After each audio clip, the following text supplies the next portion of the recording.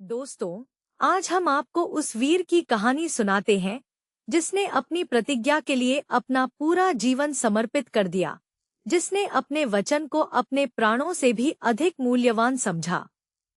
वह वीर कोई और नहीं बल्कि महाभारत के महान योद्धा भीष्म पितामह है। यह कहानी उस समय की है जब भारतवर्ष में कौरव और पांडवों के बीच महाभारत का युद्ध होने वाला था।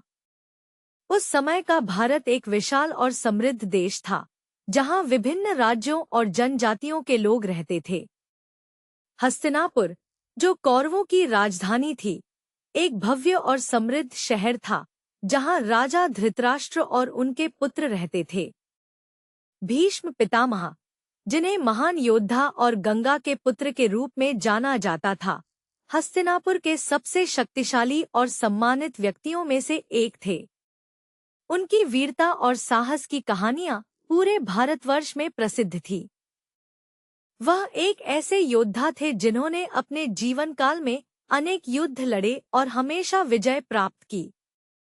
लेकिन भीष्म पितामह की सबसे बड़ी विशेषता उनकी प्रतिज्ञा थी, जिसे उन्होंने अपने पिता शांतनु के लिए किया था। शांतनु, जो हस्तिनापुर के राजा थे, ने गंगा से विवाह किया था और भीष्म पितामह उनके पुत्र थे।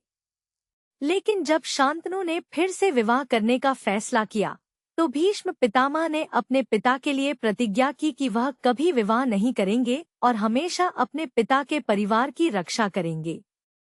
यह प्रतिज्ञा भीष्म पितामह के जीवन का मुख्य उद्देश्य बन गई और उन्होंने अपने पूरे जीवन में इसे निभाने का प्रयास किया। उस समय के भारत में राजाओं और योद्धाओं का समाज बहुत ही जटिल और राजनीतिक था। राजाओं के बीच युद्ध और गठबंधन आम बात थी, और योद्धाओं को अपनी वीरता और साहस के लिए सम्मानित किया जाता था। लेकिन भीष्म पितामह की प्रतिज्ञा ने उन्हें एक अलग ही स्तर पर पहुंचा दिया था, जहां उन्हें न केवल एक महान योद्धा के रूप में सम्मानित किया जाता था, बल्कि एक आदर्श पुत्र और एक सच्चे योद्धा के रूप में भी जाना जाता था। दोस्तों, यह कहानी अभी शुरू हुई है और आगे चलकर हम आपको बताएंगे कि कैसे भीष्म पितामह ने अपनी प्रतिज्ञा को निभाया और कैसे उन्होंने महाभारत के युद्ध में अपनी भूमिका निभाई। लेकिन अभी तक हमने आपको भीष्म पितामह के जीवन का एक छोटा सा हिस्सा दिखाया है, जो उनकी वीरता, उनकी प्रतिज्ञा और उनके समाज का एक छोटा सा हिस्सा है। आगे की कहानी में हम आपको और भी रोमांचक और दर्दनाक पलों के बारे में बताएंगे, जो भीष्म पितामह के जीवन का एक महत्वपूर्ण हिस्सा है।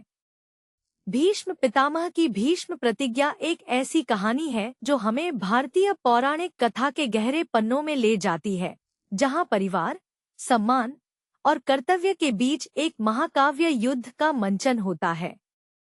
यह कहानी महाभारत के एक महत्वपूर्ण अध्याय का हिस्सा है, जिसमें भीष्म पितामह, जो कुरु राजवंश के सबसे बड़े और सबसे सम्मानित पितामह हैं, अपनी प्रतिज्ञा के कारण एक ऐसे संघर्ष में उलझ जाते हैं जो उनके जीवन को पूरी तरह से बदल देता है।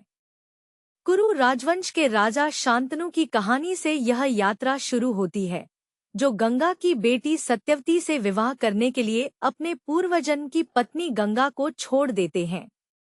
गंगा के साथ उनका पुत्र भीष्म है, जो अपने पिता के दूसरे विवाह के बाद अपने पिता के सिंहासन के उत्तराधिकारी नहीं बन सकता। इस परिस्थिति में भीष्म अपने पिता के लिए अपना सब कुछ त्याग देते हैं और एक ऐसी प्रतिज्ञा लेते हैं जो उन्हें आजीवन ब्रह्मचारी बने रहने के लिए मजबूर करती है। इस प्रतिज्ञा के साथ भीष्म पितामह को एक असाधारण स्थिति में डाल दिया जाता है, जहां वे अपने परिवार के लिए हर संभव बलिदान देने को तैयार हैं। उनकी वीरता और बुद्धिमत्ता का परिचय देते हुए वे अपने परिवार की सुरक्षा और सम्मान के लिए हर खतरे का सामना करने को तैयार रहते हैं। उनका सबसे बड़ा दुश्मन दुर्योधन, जो अपने चाचा भीष्म की शक्ति और प्रतिज्ञा से ईर्ष्या करता है, उन्हें हराने के लिए हर संभव चाल चलता है। एक दिन जब कुरुक्षेत्र के मैदान में महाभारत का युद्ध शुरू होता है, भीष्म पितामह को अपने परिवार के खिलाफ खड़ा होना पड़ता है। उनके सामने पांडवों की सेना खड़ी है, जिसमें अर्जुन, भीम और युधिष्ठिर जैसे महान योद्धा हैं। भीष्म पितामह की सेना में दुर्योधन, कर्ण और द्रोणाचार्य जैसे शक्तिशाली योद्धा हैं। इस युद्ध में भीष्म पितामह अपनी असाधारण युद्ध कौशल और अपनी प्रतिज्ञा के प्रति अपनी निष्ठा का परिचय देते हुए पांडवों की सेना को बड़ा नुकसान पहुंचाते हैं। लेकिन जब यह युद्ध अपने चरम पर होता है, एक अनोखा मोड़ आता है। शिखंडी, जो एक महिला के रूप में जन्मी थी लेकिन बाद में एक पुरुष बन जाती है, भीष्म पितामह के सामने खड़ी होती है। भीष्म पितामह, जो अपनी प्रतिज्ञा के कारण किसी स्त्री के सामने अपने हथियार नहीं उठा सकते, शिखंडी के सामने खड़े होने से इनकार कर देते हैं। यह एक ऐसा पल होता है जो पूरे युद्ध की दिशा बदल देता है और भीष्म पितामह की प्रतिज्ञा की सच्चाई को साबित करता है। इस युद्ध के बीच भीष्म पितामह की वीरता, बुद्धिमत्ता और साहस का परिचय देते हुए वे अपने परिवार के लिए हर संभव बलिदान देने को तैयार रहते हैं। उनकी कहानी एक ऐसी है जो हमें परिवार, सम्मान और कर्तव्य के महत्व को सिखाती है और यह दिखाती है कि एक सच्चा योद्धा कैसे अपनी प्रतिज्ञा के प्रति निष्ठावान रहता है, चाहे परिस्थितियां कितनी भी कठिन क्यों न हों।